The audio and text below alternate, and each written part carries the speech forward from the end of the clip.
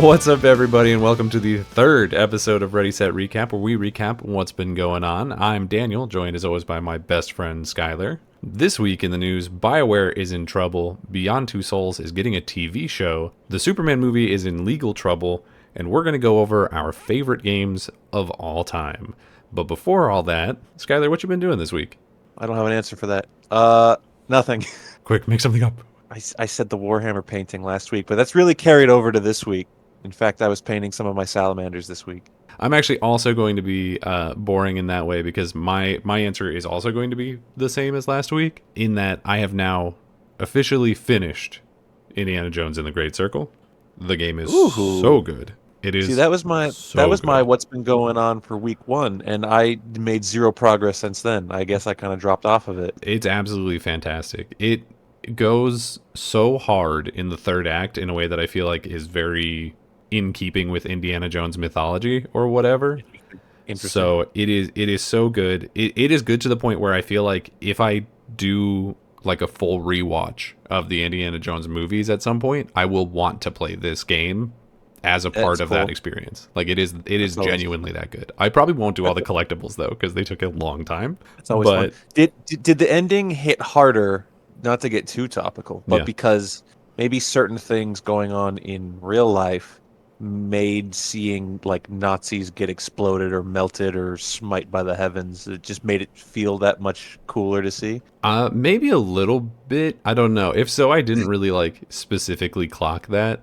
If anything, the thing that made the ending hit so much harder is because Tony Todd's character is so much more like prevalent in the end of it, and he of course recently passed.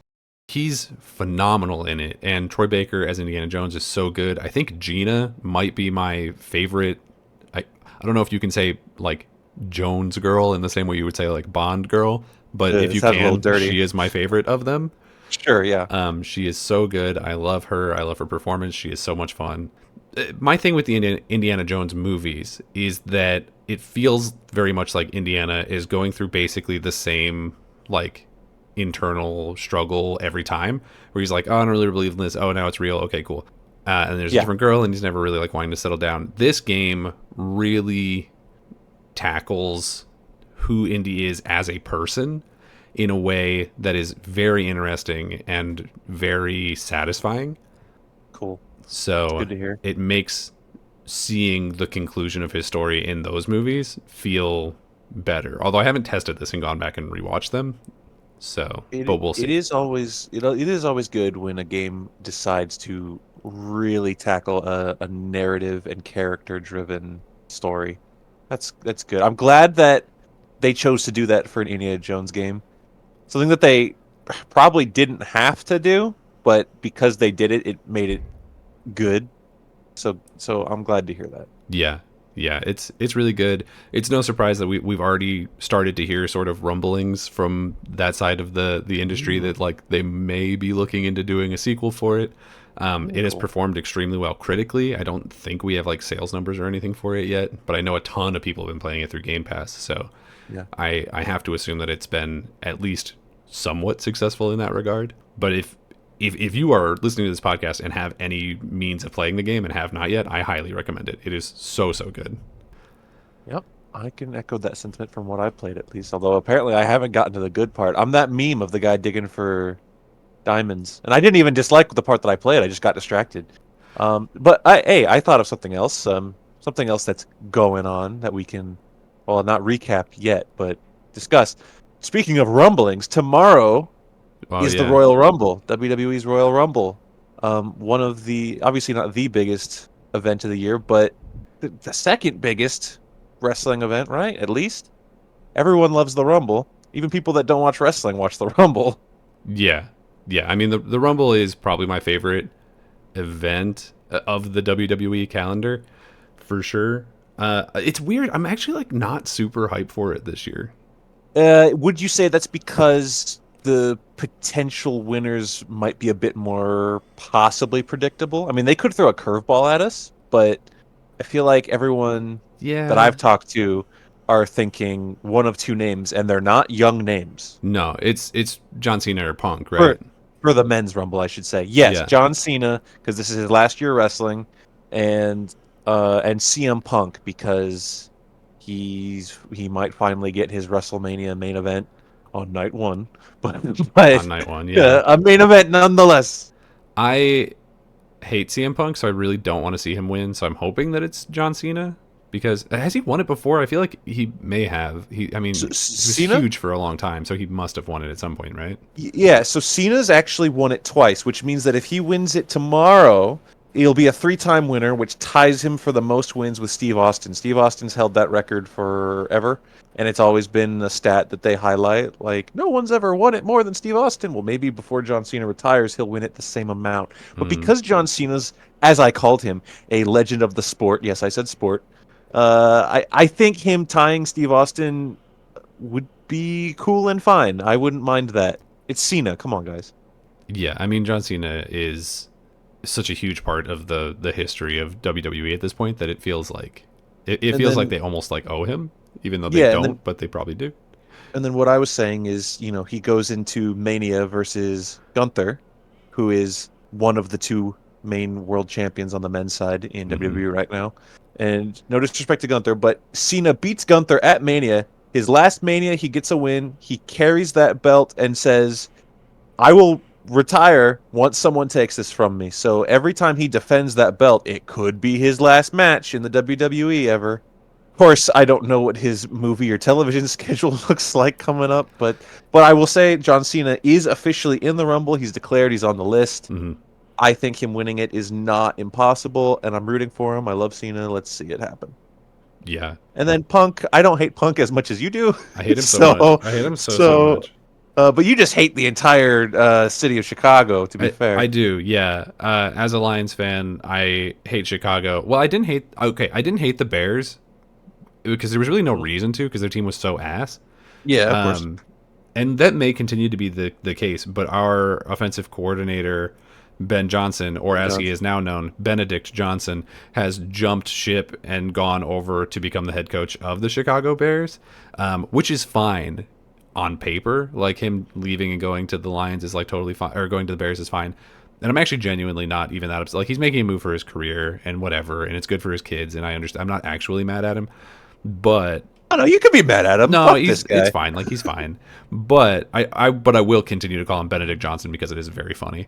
Uh, That Lions Commanders game was legitimately like the Red Wedding, to put it in more nerdy it terms. was, yeah, yeah. There were a couple of really bad play calls on his end where it's like, what's going on? And then of course, as soon as they get bumped out of the playoffs, he accepts a new job with a new team, Going a to the divisional divisional rival, rivals. literally 2 days later.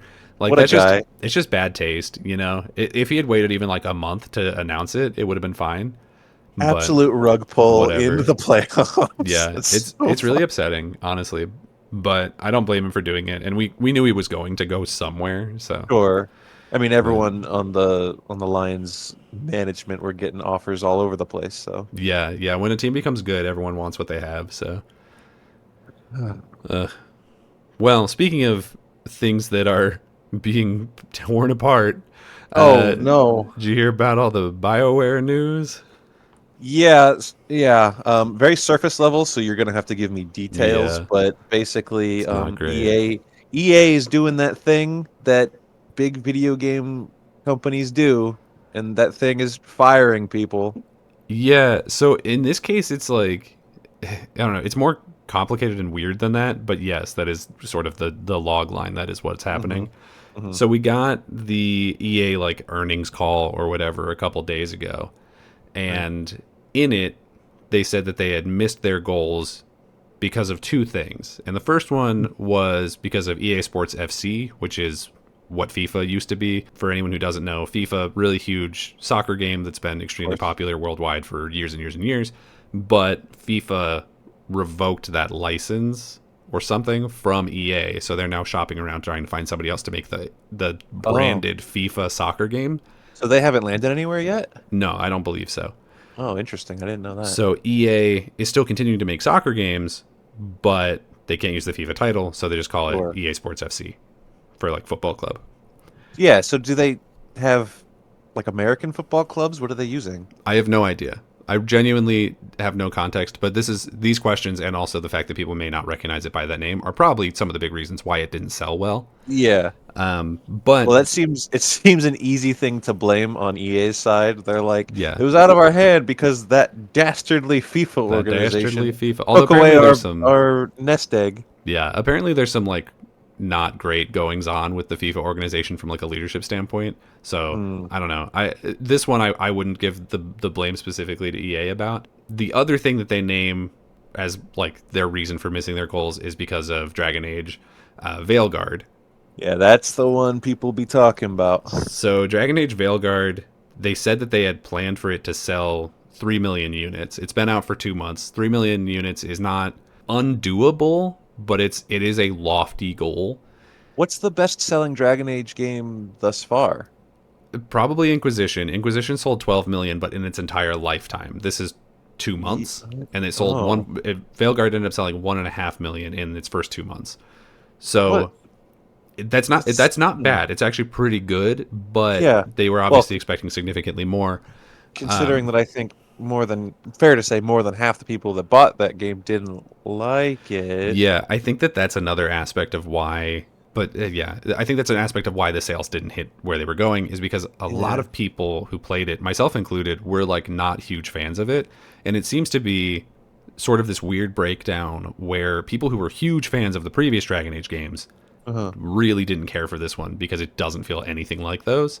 And then Mm. people who didn't like those ones do like this one. So it's like it found an audience, but it's a new audience and they've just like completely abandoned their previous audience for the franchise, which is like, okay, Interesting. That's interesting. always a good move. Yeah. Yeah, which I don't know. It's the game has a lot of problems. I think it's got like one of the worst casts in BioWare history, like right above Andromeda, you know, because That's Andromeda's cast is unfortunate. definitely worse. Okay. But one of the worst casts. The gameplay is incredibly repetitive and boring. Just like the story is kind of nothing, and if you know the lore of the world, very confusing and like doesn't make sense. They change how the Kunari like are and how they act, and even like what their Oh culture is in a no. way that's like not great for some. I don't know why they do it, but they do it.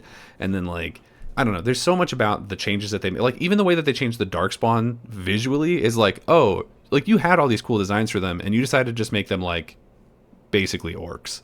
Like, all right, Uh, well, that's really, I don't know why you did that. Like, you didn't have to. You put in a lot of extra work to make this look different and worse. yeah. So, and I mean literally worse. Like, visually, they look worse on a graphical level, where I feel like you could literally have just imported the models from Inquisition and it would have looked better. Genuinely. Sure.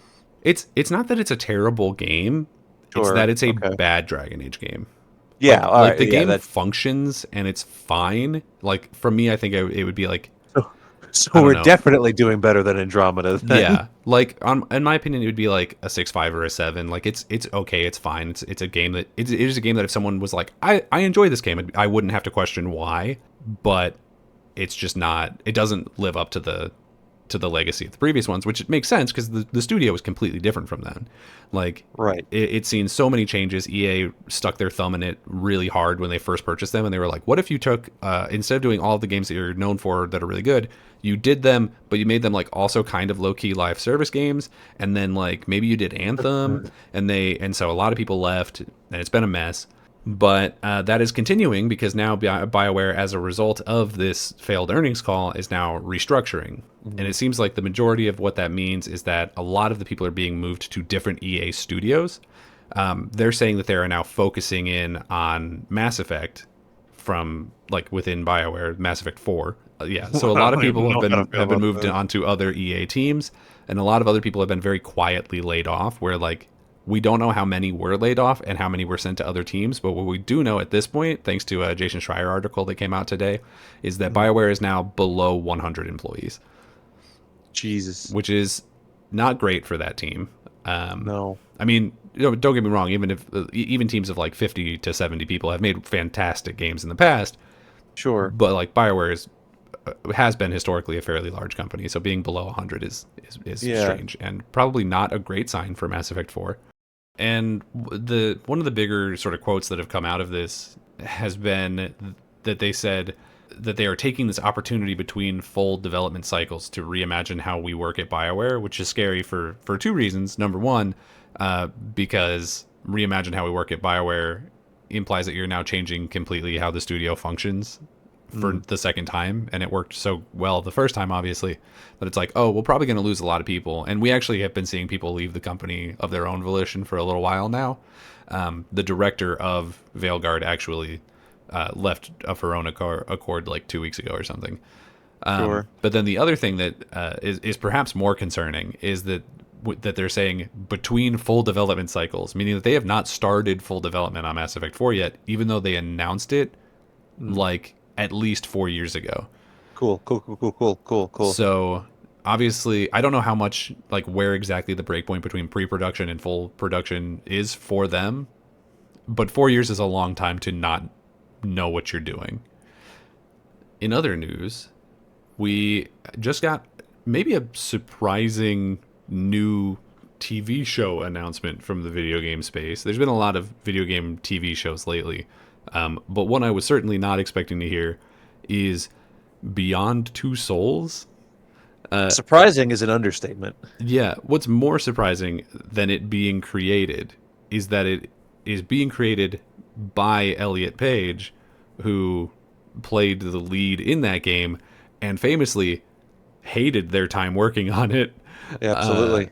So it's very interesting. They bought the rights, the TV rights to the show, and they are apparently working with Quantic Dream on it, which is very strange all around, because if you remember, David Cage of Quantic Dream got in a lot of trouble socially, but not legally, whenever Beyond Two Souls came out, because for literally no reason, when they modeled then Ellen Page's body in a shower, they for some reason decided to model the entire body in extreme detail, which modders were able to find. There were allegedly lots of strange behavior that David Cage had against then Ellen Page, allegedly, including, I believe the story goes, a self-made printed off photo album that he showed to them as like, look, here's all these pictures of you as a kid that I found on Google. Of them as a baby, which is Is incredibly creepy for literally no reason. And they at the time had looked into legal action against Quantic Dream and against David Cage and decided against it. So this is very strange. And then even if that didn't exist, it's already a confusing choice because Beyond Two Souls is, depending on who you ask, one of the worst games that Quantic Dream has ever made. Did you ever play Beyond Two Souls? No, I never played that one. So the story of it is that the main character, whose name is Jodie something or other, she was going to be a twin, but like the other half died in the womb or something, I don't know. And now the spirit of the baby like haunts Jodie and gives her psychic powers or something. It's nonsense.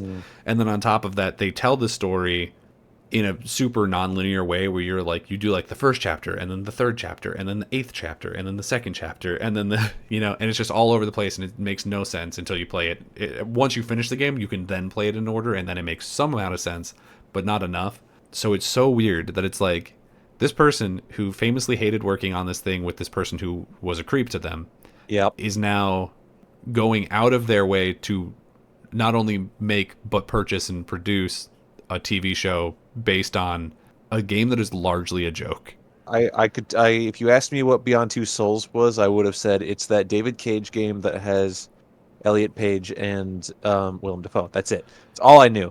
Yeah. And then of course the allegation stuff. Yeah. Right. Yeah. So I think to me, beyond the David the Two Cage Souls thing, beyond the Two Souls, the strangest thing is that this game came out in 2013, and you're saying people thought it was mid at the very least. Yeah.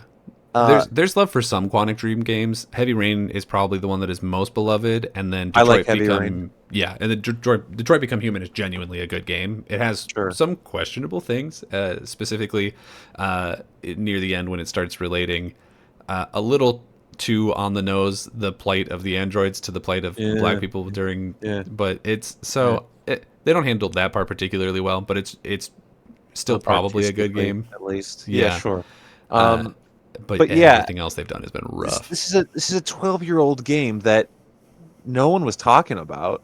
Yeah. And then, I mean, from what I can gather here, because it's Elliot Page's production company, hmm Which is uh, like Page Boy Productions or something. yeah. Maybe he wants to like reclaim a project that he like it connected with him when he was doing it, Oh, and like a he was like, reclamation of a sure, bad time. I guess I I could can see tell that. this thing that I cared about better than that weird French guy that I was working with at the time. Yeah.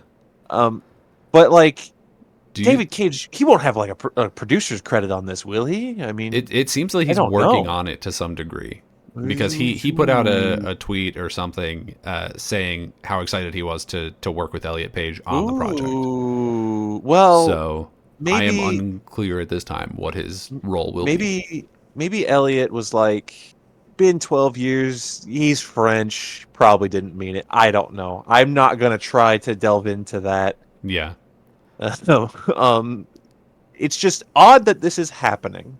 for sure. Yeah, it's very very weird. One of the questions that I have though is like because it is a TV show, is like how closely will it follow Beyond Two Souls? Like, will it also be told out of order? Because that was like the thing for Beyond Two Souls. So is it going to be like episode 1 comes out and it's called episode 6? Is that what we're going to do? Because that would be really annoying. Oh God, I don't know. I couldn't even begin to tell, especially as someone who didn't play the game. But speaking of strange legal situations, the Schuster estate is now suing Warner Brothers because of the Superman movie. Have you heard anything about this? Once again, just surface level. Basically, what you just said. What's his name? Joel Schuster, right? Yes. So Joe Joseph Schuster, he passed a good while ago, Hmm. and he was one of the original creators of Superman, as it turns out. And so his estate, the person operating it, is now suing Warner Brothers. Let me just read you an excerpt from an article by Sebastian Paris over at Game Rant because I feel like it's going to sum it up in a better way than I can.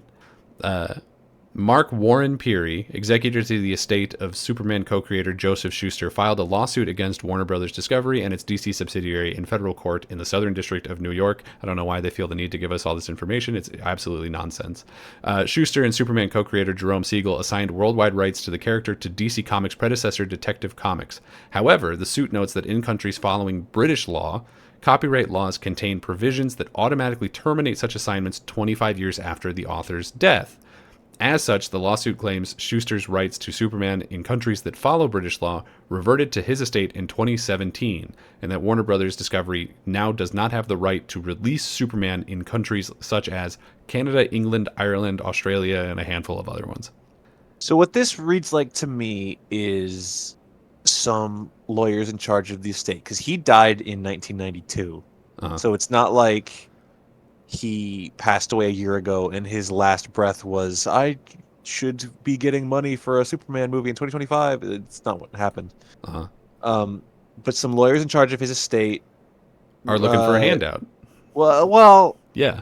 yeah, a bit because the movie's coming out. It's a big event, and they have found a way to be like, well, we get a slice of the pie here.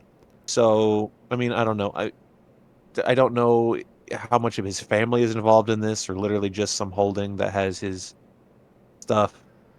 Yeah. So, Don't know. for a little bit more information, it says the Schuster estate is seeking monetary damages and a cease and desist order blocking Superman from being depicted by Warner Brothers without written consent or license to do so. While some fans may wonder why this particular issue is only now being raised, the suit argues the matter is ready to be litigated because the defendant, Warner Brothers, are actively planning a new Superman motion picture and other derivative works for imminent worldwide release. A Warner Brothers Discovery spokesperson issued a brief response to the lawsuit saying, "We fundamentally disagree with the merits of the lawsuit and will vigorously defend our rights." So it's this really stupid situation where they're like, "Well, you can't use Superman because we own Superman." But like this British lay law has gone into effect since like 2017, And there's been multiple Superman projects since 2017 that they just decided to not care about. But now this one is like popped its head up and is getting people really excited. So they're like, we should probably be making money on this. Like, wouldn't it be great if we took money away from the people making this thing for like literally no reason? Yeah, it might be slightly different. I'm on the side of nobody here, for the record. I this sounds kind of like a scummy grab for money because a Superman movie's coming out, and also I don't really care for the business practices of Warner Brothers Discovery, so kind of let them fight. I guess I have no idea, but it might be a situation where because like yeah, things with Superman have come out since this, but is the only thing called Superman, right? So I I don't guess, really but know. they throw in that line into their lawsuit that says and other derivative content. So it being called Superman is irrelevant. Yeah, I guess that's a fair point. It seems like it's the lawsuit to me reads as like a what are you going to give us to make this go away? And that's Yeah, what they're just gonna make a 90% new deal. that's what 90% of these kinds of copyright lawsuits are in the first place. So it's just um it's a little extra aggressive though, the fact that they're like you better clear this up or you can't release in Europe or whatever it is. So that's interesting. I feel like that part is what's going to make Warner Brothers try not to play ball, but we'll see what happens. I If anyone's listening to this and being like, "Oh no, is this going to affect Superman coming out?" No. Probably not. They're going to figure it out. One company will secede to the other, whatever. Yeah, this also It's isn't the first time that the Schuster estate has tried to sue Warner Brothers for the Superman rights. They did it back in nice. 2013, and every court in the world basically sided with Warner Brothers because it their argument made no sense. So I guess maybe this is them just being like, well, now we have an ancient British law that no one cares about. They've returned with the ancient texts. Yeah, all Yeah. right, sure. So, but Skylar, in the meantime, we thought it would be a good idea while we're still so early in our sort of podcast career here to help our audience get to know us by sort of sharing some of our favorite things. And we thought a good place to start would be our 5 favorite video games. So Yeah. we put together some lists, and I think we'll start with you. What is first of all, is your list ranked? Because mine is not. Loosely. Okay. I think I mean there is always the asterisks that you have to say when saying your favorite things. Yeah. That like, hey, this could change from day to day, depending on if I play a new thing, or if I remember something else, or how I'm feeling, or if the wind blows from the north to the south. Like whatever your favorite thing is, Yeah. can and will always change. So we each made a list of our 5 favorite games so that it'll be a top 10 list all together. hmm And we each have a couple of honorable mentions. So what are yours? My honorable mentions. I feel like the best one to start with is a game that we've covered on replay already. Ooh. It's Banjo Kazooie. I talked about it when we did that episode. I like to pick up and play, and then the rest that I have here are really more series, which have multiple games that I consider longtime favorites in them. For example, the Batman Arkham series. I love Asylum, City, Night, even Play Origins as well. I'll also say Elder Scrolls, just high fantasy, open world, of course. Then I will say Animal Crossing. Oh yeah. What's not to like about Animal Crossing? It's just fun. But no, my final honorable mention. You know what? I'm gonna swerve you here. Okay. I put it on my honorable mentions, and then I'm gonna swap it with whatever my number 5 was.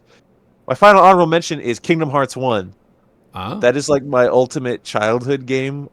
Kingdom Hearts, I like Disney as a kid, and that it's you go through the story, you see it's got Mickey Mouse on it. You're like, all right, let's see what this is, and then it is the most confusing story you've ever experienced in your entire life. But hey, you get to go to the Jack Skellington world in it, so that's fun. The thing about the Kingdom Hearts story, and because I will defend it to an extent, I do think it is confusing. But I think the Mhm. reason that it gets so much like conversation about being confusing is because it's Kingdom Hearts and it's Disney, and so many more people played it. But Sure, realistically, the story of Kingdom Hearts is no more complicated or weird than any Final Fantasy game. Like that's any, fair. pretty much any other Square Enix game also has a story that just makes no sense.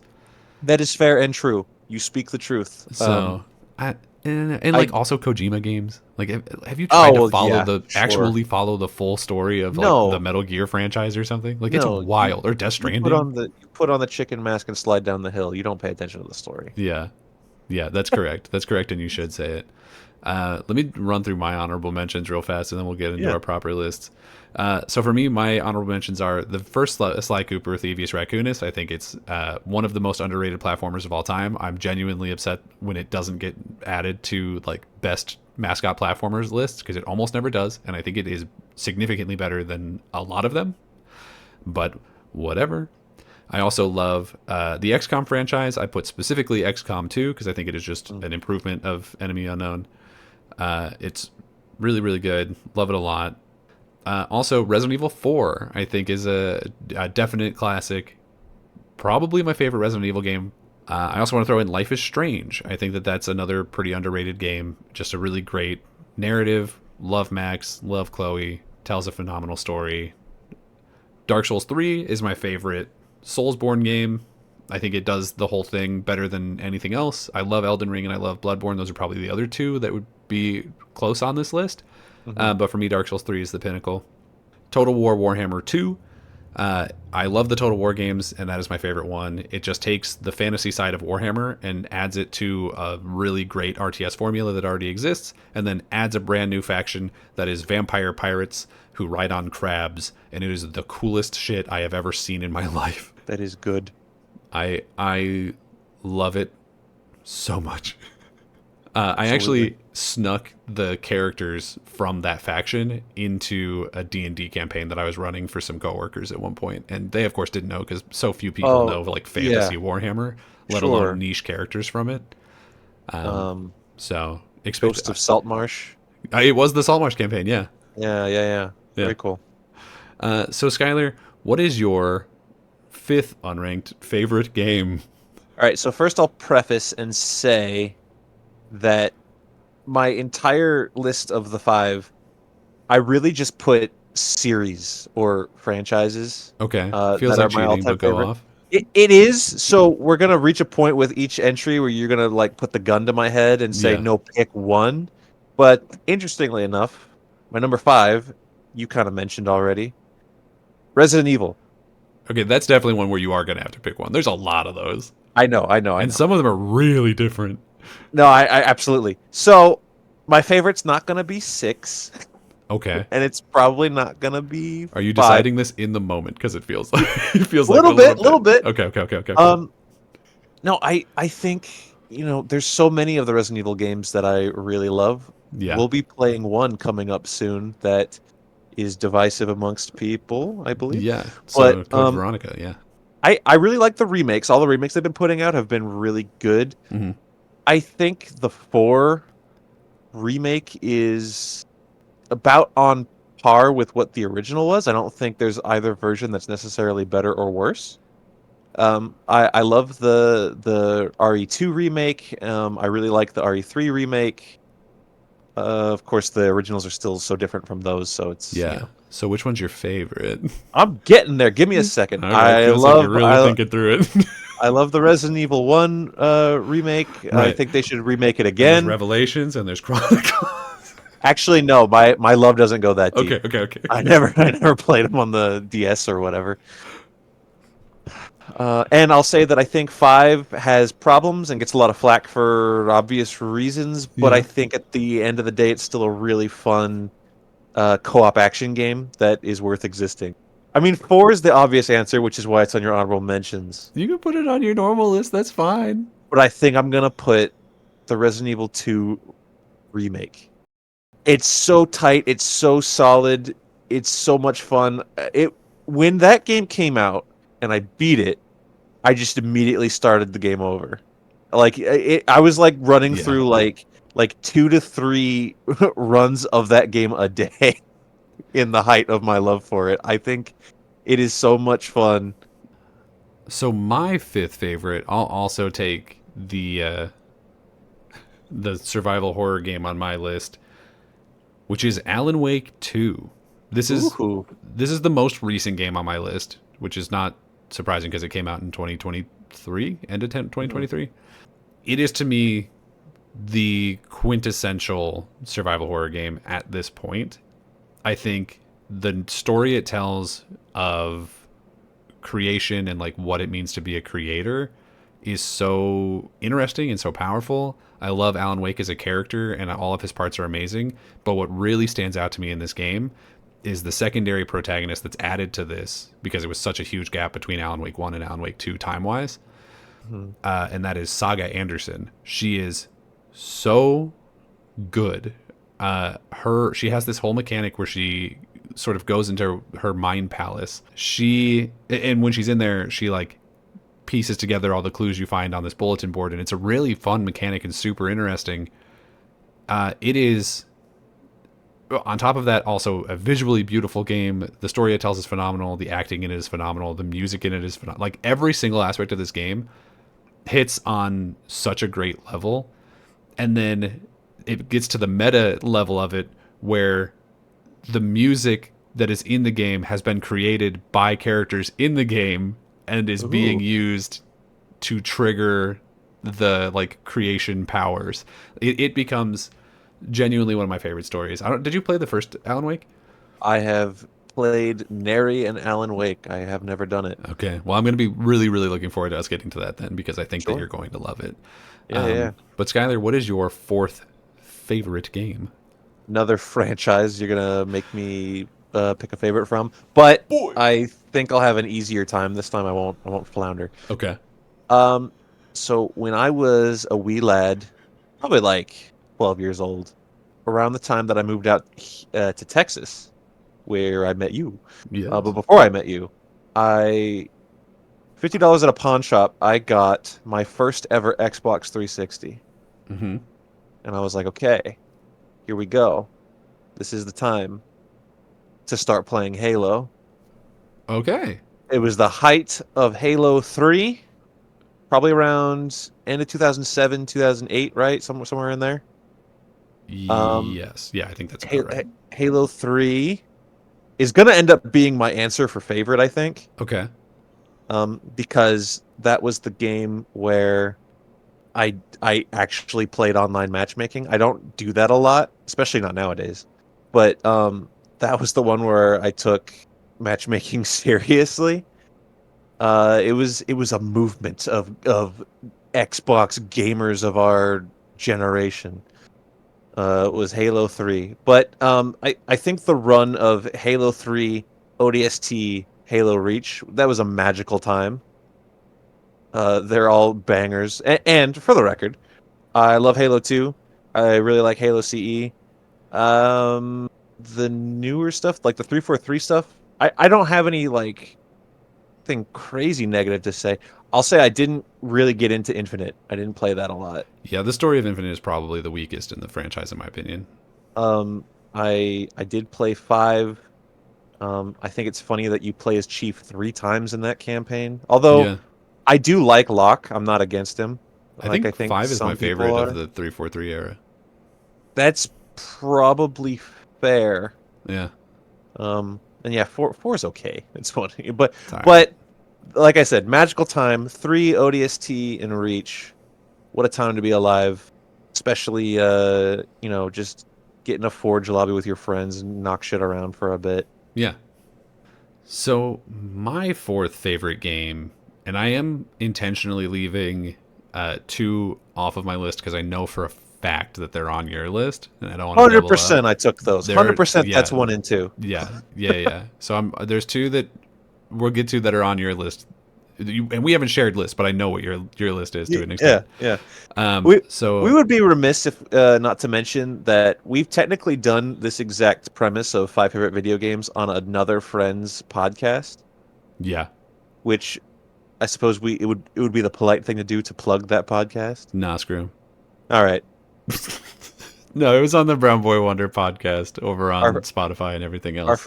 our friend Abrar has a show called the Brown Boy Wonder podcast. You can listen to it, although he's not as reined in as we are, so I don't know. Nowhere near. If you think we got off track, boy howdy.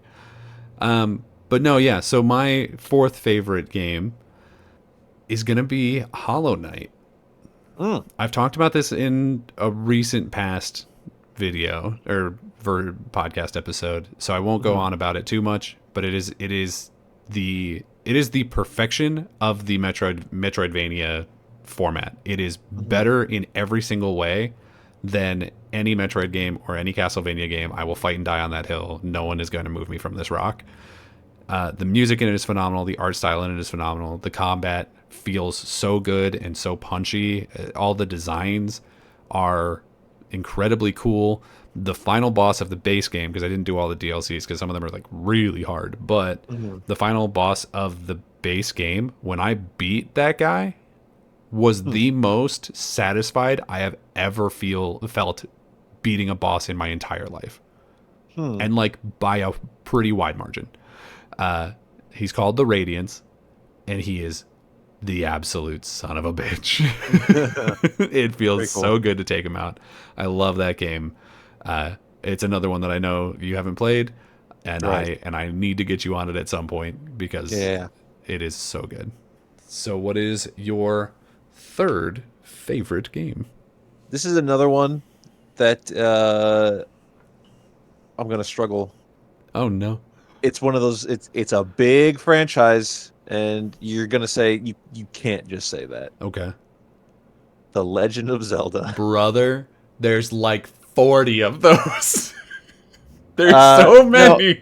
no. So I think I can narrow in. There's like a when I said like your favorite changes depending on like the wind, right? Uh-huh. The Wind Um, Waker? Is that the one? oh, give me a goddamn second, Daniel. Okay. Your favorite can change. There's like a rotation of 5 Zelda games that like are like, oh, that one's my favorite. Oh no, that one's my favorite. Or that was so it's a little tricky. I do lean towards the 3D Zeldas. Okay. Yeah, I think that's fair.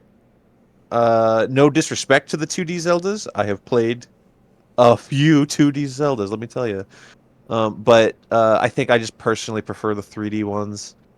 And now we come into a sub list of my top 5 favorite Zelda Oh, games a in the top podcast within a 5. podcast. Here's my favorite Zelda games.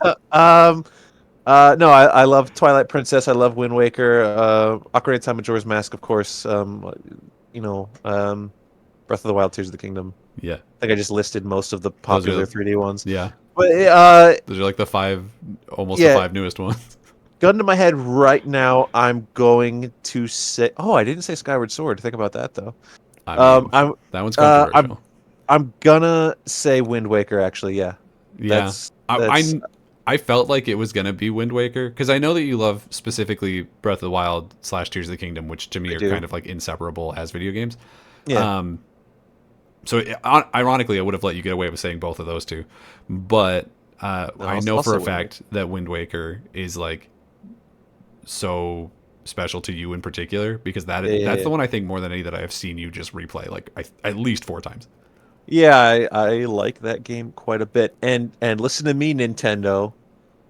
With Switch 2, it's bigger, it's more powerful. If you don't port Wind Waker HD and Twilight Princess HD to Switch 2, there's gonna be problems. I All right, hope. My hope is that they're gonna I do will. Game Boy or sorry GameCube back compat on the like Nintendo Switch Online, and it'll just be in part of that. If they don't do it, I'm gonna go. I'm gonna go to Reggie's house, and he's gonna be Yeah, like, "Oh, why are you here? I'm retired." And I'm gonna say, "I don't care. he's like, I work at GameStop, but then I don't. You're gonna fix this. This is a problem. Yeah. I'm not pulling out my Wii U, Reggie." So do you want them to charge you for it again, or do you want them? Yes. Oh my God, you are the problem. You're the problem. No, if they put it on the thing for free, that's obviously better. Yeah, But I will pay for it. It's you're the problem. You are the problem. So my third favorite video game of all time is ironically another one that I know you haven't played, but that I know that I have spoken to you about on multiple occasions. all these ones that I haven't played are made up for the fact that I basically stole 1 and 2 from you. So it's That all is that is true. Yeah. But I want to talk about Persona 3. Specifically Ooh, Persona 3 FES, if it matters. I don't think it does, but Persona 3. nice. Persona 3 is the best Persona game, which is saying something because 3, 4, and 5 are all phenomenal 10 out of 10 video games. Sure. Persona 3, the story of that game hits me so hard in such a personal and powerful way that it's one of those games where I constantly want to replay it, but I have to like wait a long period of time between it because it hurts me physically at some points in the story. Okay. It is so powerful. So the entire premise of Persona 3 is sort of fighting back against the very concept of death and mortality, and the whole story is about sort of taking control of your life and saying that, like, even though this is something that is going to end at some point, every second of this life is so important and precious to me, and you will not take it from me. Hmm. And it's just so good. It's so good. The cast of it is probably my favorite in maybe any JRPG, certainly any Persona game, but it is incredibly impactful. There are some story beats that I will not spoil because at some point I'm going to force you to play this game. Yeah, of course.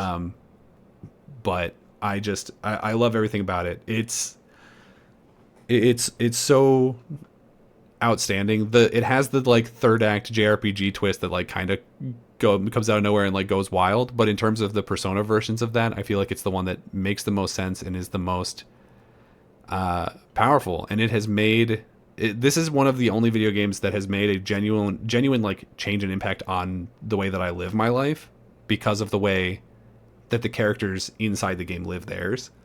And so there's no way it couldn't be on my list. I think it is that important to me as a human being, so it had to be here. Very cool. Yeah. What is Very your cool. second favorite video game? I'm not gonna pick a favorite here. I'm just gonna give you a trilogy, and you have to deal with it. Trilogy's not too bad. Mass Effect. Okay. Hey, just say the Legendary Edition. That's one game. Yeah, there you go. Mass Effect Legendary Edition. Actually, when that came out, I did just back to back to back play the whole trilogy. That's one game then. That counts. There you go. Mass Effect. We were talking about BioWare in this very episode. Mm-hmm. And we're going to talk about them And again. oh, I think it's just the peak of like sci-fi action RPG. You know, well-written characters, relationship, motivation, adventure, enemies. Even there's a lot of like well-designed enemies throughout Mass Effect. Now, I did specifically say trilogy. Mm-hmm. I'm not acknowledging Andromeda. Okay. That's I understood that. I knew that. there's a special shelf for Andromeda, and it's called the garbage can. Uh-oh. Whereas Mass Effect 1, 2, and 3, it's one where it's just like if I ever get a hunkering to replay Mass Effect, I'm gonna be playing all three of them. Yeah. Yeah. I mean, they're such a tightly knit trilogy that I feel like literally to get the whole story, you have to play all three. So that And totally yeah, makes sense. there's a controversy with the ending of Mass Effect 3. I was there before they patched the ending, so yes, I remember the dark days. I still feel like it was a little overblown. Like it was a bad ending, but it wasn't like, oh my god, the end of video games. Like, you know. Well, sure, but like there's definite problems with I mean, there's still problems with the ending a Oh little yeah. bit. Oh, it is still But a bad ending. yeah, it's not super duper. But Super yeah, duper dead. I joked that I wouldn't pick a favorite, but my favorite is 2. Mass Effect 2. It's the best game. Yeah. Period. Yeah. There's a running joke between the two of us where we're like, why isn't this game like we'll just be like describing how a game should be, and it's like, why isn't this game a Game of Thrones but Mass Effect Yeah. 2? Why isn't this Yeah. game You just go Harry around Potter and but Mass Effect 2? you collect multiple companions and crewmates and whatever of various backgrounds and skill sets, and then you have to earn their loyalty by doing different missions, Yeah. and yeah, it's just like, oh, they should make a freaking Green Lantern Corps game where you go around and you collect Green Lanterns or various other colored lanterns, Yeah. It's just Mass Effect 2, but Mass Green Effect 2, but Lantern. Green Lantern. Yeah, Like exactly. it works on everything. It is the formula. Because it is a near perfect game, you understand. That is the crack to me. Yeah, so this is obviously one of the ones that I would have had on my list had I not known for a fact it would have been on yours. Hmm. I also love this game so much. I think the Mass Effect trilogy is a damn near perfect trilogy. The ending doesn't ruin it for me. I think No, that one bad hour right at the end, there's no shot that that's going to ruin the previous 60 hours of really good content for me. until I Mass Effect 4 comes out and makes that ending worse. We'll just pretend it didn't exist like Andromeda. Oh, sure, yeah, I'm cool Yeah, with that. we'll just throw that in the trash. It didn't happen. But yeah, it is an absolutely phenomenal series, and Mass Effect 2 is, in my opinion, and it seems yours, clearly also the best one. So Yeah, a yeah, very good choice. I respect this choice very strongly. yeah, yeah. It actually, it's what makes my list not completely ranked because like it could and should be number one, but if not for what I guess I'm making my number one. So Yeah. So my next one is one that I don't think is as critically acclaimed or whatever, but it is one that is so like intrinsic to my childhood, and mm. that is my number two most favorite video game, unranked, is Age of Mythology. Age So of Mythology. Age of Mythology it's an RTS like Age of Empires by the exact same people. But instead of telling the story of like you're going to play as Genghis Khan, you're going to play this as Alexander the Great, we're going to play through a wholly unique story that takes place in a world where the various mythologies all sort of coexist. So there's Greek, Egyptian, Norse, and then eventually, like way later, there was a Chinese DLC that came out, but I didn't really play with that one so much. I played this game as a kid more than anything else. I played the Oh, campaign at least a dozen times. I can still to this day quote it. Like I know the barks that the characters make when you move them around on the map. Like of every time course. you move a villager and they're like prostagma. Like I know that. Like Yeah, that is a yeah. core element in my brain that cannot be I removed. I think that's a problem. A problem that a lot of people that grow up playing video games. See how I circumvented the word gamer because I don't like it. Yeah. Yeah, people who grew up playing video games have that problem with like tons of stuff. I have that problem with a lot of sound bites from World of Warcraft. Yeah. No, that's fair. Inventory is full. I can hear the level up sound from World of Warcraft in my skull. I Of feel course, that in yeah. my teeth. Yeah, yeah, yeah. Uh but no, I love it, and it had this. It was actually the video game that made me want to get into video games, into making video games, because it was the first game I played that had a creation engine in it. So you would make different maps for yourself, and largely what that would turn into is like, oh, I made an arena and I'm going to make these people fight because I was like 14 or Yeah, whatever, of course. and what that turned into on the sort of community side of that video game is that there was a thriving online community of different game modes that had nothing to do with the base game that went on for like decades after that game came out. People were Well, continuing to invent new game modes. There was like people just literally just built other video games inside Age of Mythology. nice. You love to And see it. me and my friend, who I unfortunately don't talk to anymore, but John, used to just sit at back-to-back computers after I moved to Texas and just play Age of Mythology for like 6 hours straight online. And we only had one copy of the game, so we had to like take the disc out of one after it loaded and put it on the other one, put it into the other one so that the other one could open, and then we would be playing on like two different technically accounts, but not really, and be playing online with different people. It Today's was kids really have it too stupid. easy. They got it too easy these days. Uh, Absolutely phenomenal game. I love it. But Skylar, what is your number one most favorite game? I ask as if I don't know. Favorite game franchise. Yeah. Because I won't pick. I'll pick one. Okay. I've actually managed to pick one for all of these, so good for me, I guess. It is Fallout. Yeah. The world of Fallout is my favorite. It's the one I keep going back to. Now I have personal preference to the Bethesda era Fallout 3, New Vegas, and 4, obviously. Right. but not 76 so much. I've played 76. I gave it the old college try. Yeah. Not a huge fan of it. It's definitely the worst of the Bethesda ones, but I think at this point it has gotten to a place where it is good. Sure. I will I will not look down on anybody for saying they like 76. Yeah. There's definitely stuff to be had, fun to be had in that game. I love the little mole miner guys. Mm. Aesthetically. But no, I do also enjoy Fallout 1 and 2. I've played more Fallout 1 than I have of 2, which I think is weird because I think everyone who would pick a favorite of those two would be the second one. But my first ever Fallout game was Fallout 3, so I tend to kind of like view that one as my favorite, not unlike Halo 3. But obviously, New Vegas is better than Fallout 3 in a lot of ways.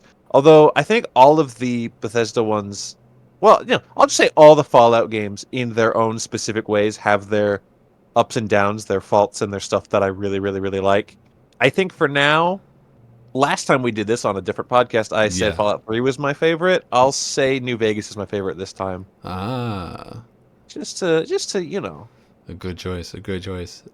This was again the other one that I knew was going to be on, so I left off mine. I obviously love the Fallout franchise. I think it is incredibly good. I still have not played Fallout 1, so I am a fake fan, I guess. But I love Ooh. Fallout 2 up until the most modern stuff. Even 76, like I enjoy. I think it is fun to play. Sure. You like it more Um, than I do, I'd say.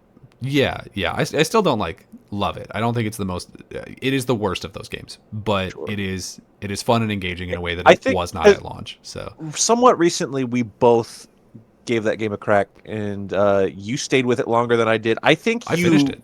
I think you played it until you found peace with it. That's the difference between our experience. I think that's a good way to put it. Yeah, I played everything except the most recent expansion, which was not out at the time that I played it, but came out like shortly after. It was called like Starline Valley or something. I don't know. I haven't played that one yet. I probably will at some point, but especially the later stuff like that they added, like the Brotherhood of Steel and all that stuff, was very good. But no, I actually agree with you. For me, I think my favorite of the Fallout games is New Vegas. Yeah. It's hard to make that cross. I think 3 and 4 and New Vegas are all phenomenal games to me. Like any one of them would make my top 25 favorite games. Mhm. But Fallout New Vegas to me has, I think, the most compelling characters and some of the most Yeah. more compelling writing. And so I think that carries it over the top. Even though objectively the world is pretty boring to look at for most of it, I think the writing makes up for it. Yeah, So that could be said about most Fallout games, though. yeah, but like DC is a more interesting area to walk around in than a Sure, desert. yeah. You know what I mean? Yeah, fair enough. So Um, yeah, I think Fallout New Vegas hits that. It's the same thing that Mass Effect 2, well, all of them, but 2 does for us, where it's just like, who are the friends I can make? And Fallout New Vegas has better friends, companions for sure, than it's got Danny Trejo. 3 does. Now, there are companions that I like in Fallout 3, but they just weren't designed to be fleshed out. They Whereas weren't. they kind of doubled down on the let's give these guys a story in New Vegas, and then they took the ball and ran with it in 4. There's some good companions in 4. Absolutely. There's some not so good companions in 4, but there are some really good I know ones in exactly 4. which ones you're talking about too. Is the thing. Yeah, I love Fallout. I enjoyed the show.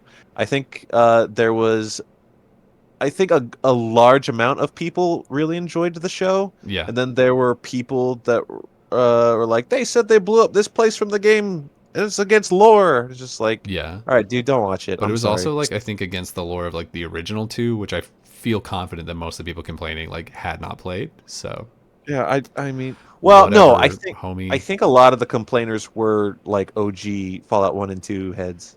Nah, I hate them. Whatever. We It hate doesn't. you. Don't listen to our puck. No, Yeah, just kidding.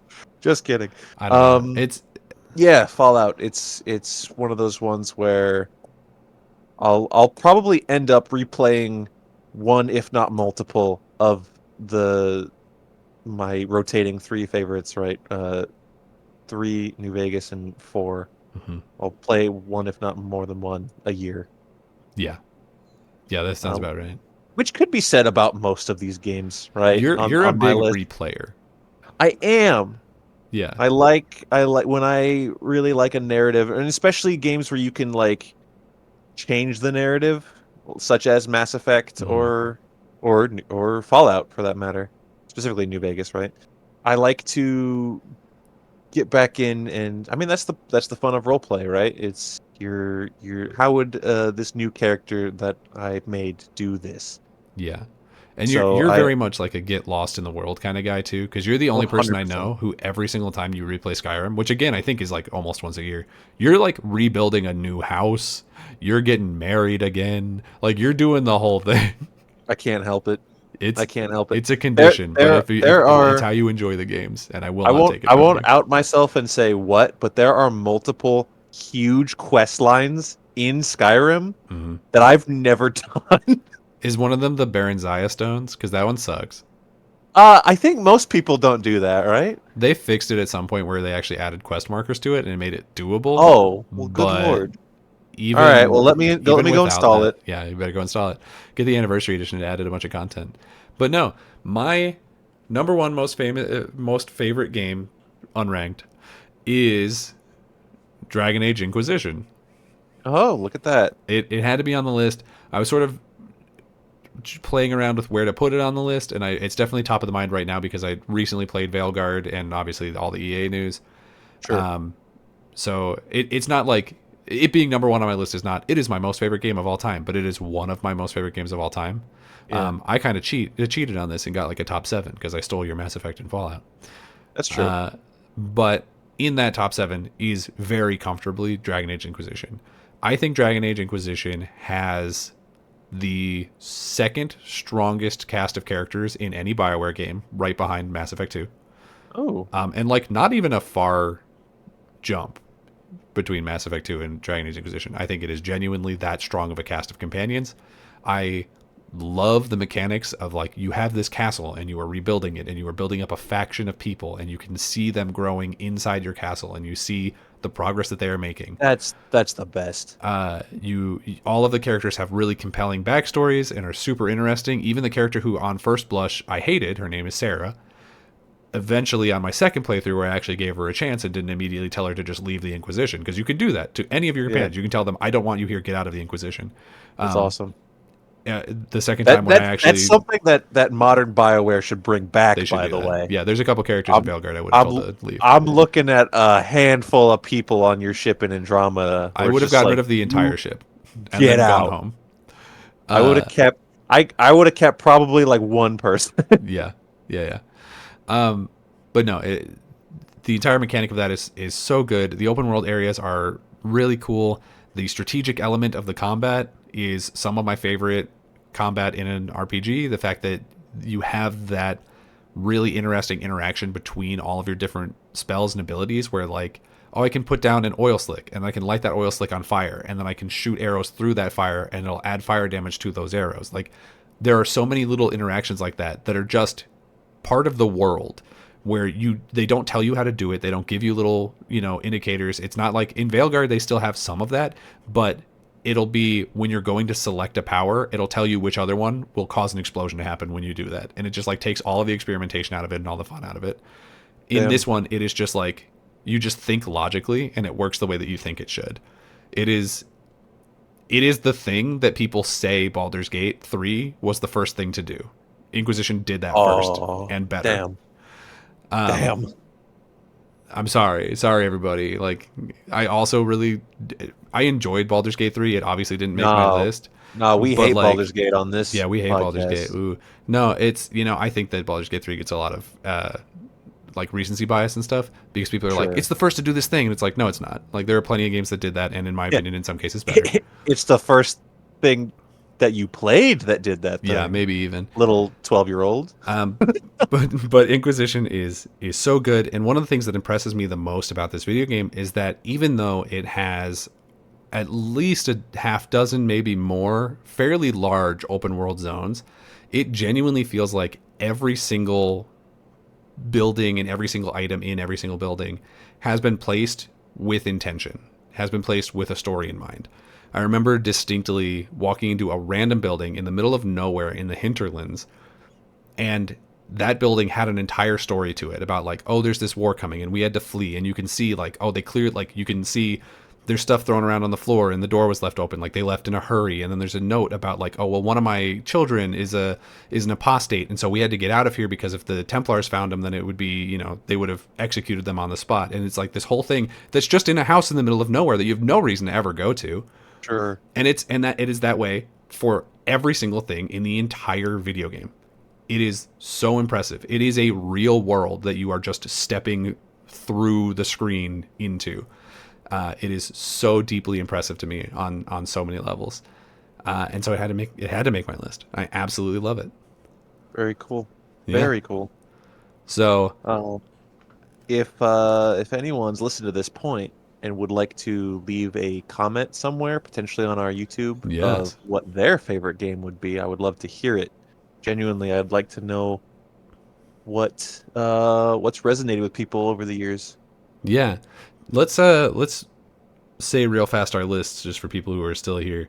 So my top 5 were Alan Wake 2, Hollow Knight, Persona 3 FES, Age of Mythology, and Dragon Age Inquisition.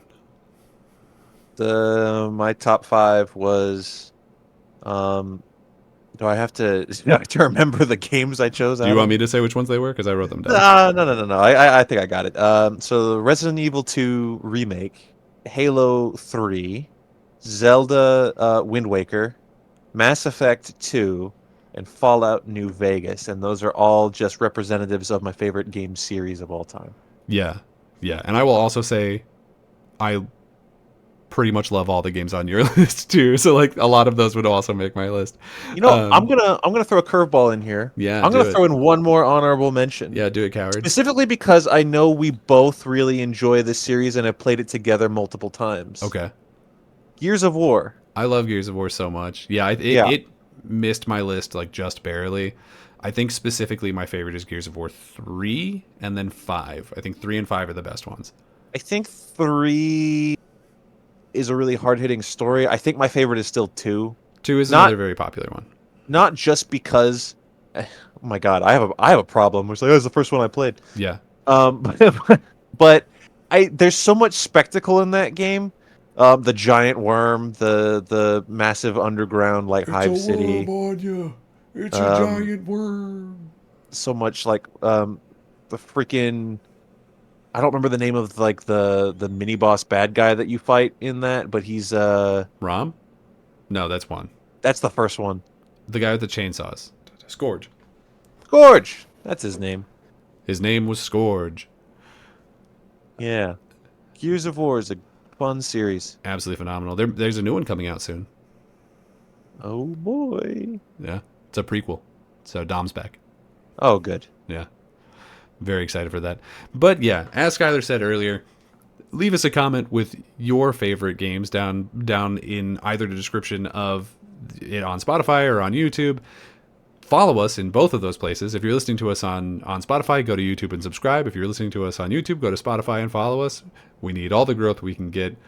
If you are on Spotify, leave a review, 5 stars. Let people know that we are worth their time. And if you are on YouTube, hit the like button and share it with a friend. You can follow me on Twitter and Blue Sky at Daniel J. McGee, or you can follow the channel on Twitter at RSR_POD. You can follow Skyler on Blue Sky at Skyler8bit. And hopefully, if we are not in any places where you would like for us to be, where it'd be more convenient for you to engage with our content, let us know in the comment section of whatever you are currently listening to us on, and we will try to get there as fast as possible. But until next week, we'll see you around. See ya. The game's just starting, the world's so bright. Jump right in, everything feels right. Let's play, take a trip.